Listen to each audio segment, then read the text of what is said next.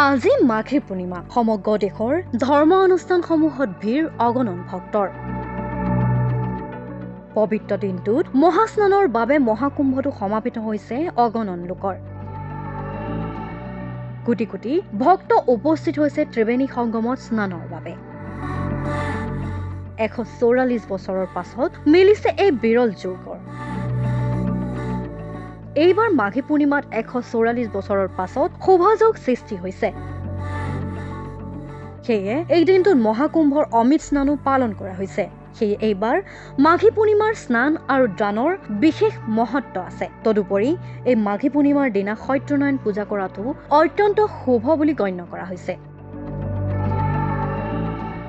১৪৪ বছৰৰ পাছত মেলিছে অতি বিৰল আৰু শুভ যুগৰ। হিন্দু ধৰ্মত পূৰ্ণিমা তিথিৰ বিশেষত্ব আছে। এই দিনটোত স্নান আৰু দান কৰিলে সকলো পাপ নাশ হয় বুলি প্ৰবাদ আছে। ধৰ্মীয় বিশ্বাস অনুসৰি ভগৱান শিৱ আৰু বিষ্ণুক পূজা কৰিলে সকলো মনোকামনা পূৰণ হয়। পূৰ্ণিমা তিথিৰ আধ্যাত্মিক গুৰুত্বও অপৰিসীম। দেওঘৰৰ প্ৰখ্যাত জ্যোতিষী পণ্ডিত নন কিশোৰ মুদলালে কৈছে যে চলিত বৰ্ষৰ মাঘৰ পূৰ্ণিমাৰ তাৰিখ সন্দৰ্ভত কিছু বিভ্ৰান্তিৰ সৃষ্টি হৈছিল।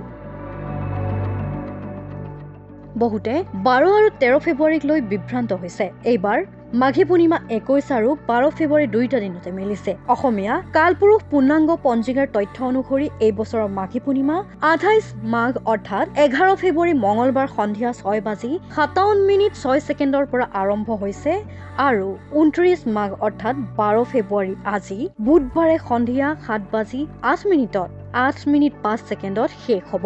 মাঘী পূৰ্ণিমাত শুভযোগ। এইবাৰ মাঘী পূৰ্ণিমাত ১৪৪ বছৰৰ পাছত শুভযোগৰ সৃষ্টি হৈছে। সেয়ে এই দিনটোত মহাকুম্ভৰ অমৃত স্নানো পালন কৰা হৈছে। সেয়ে এইবাৰ মাঘী পূৰ্ণিমাৰ স্নান আৰু দানৰ বিশেষ মহত্ব আছে। তদুপৰি এই মাঘী পূৰ্ণিমাৰ দিনা সত্যনাৰায়ণ পূজা কৰাটো অত্যন্ত শুভ বুলি গণ্য কৰা হয়।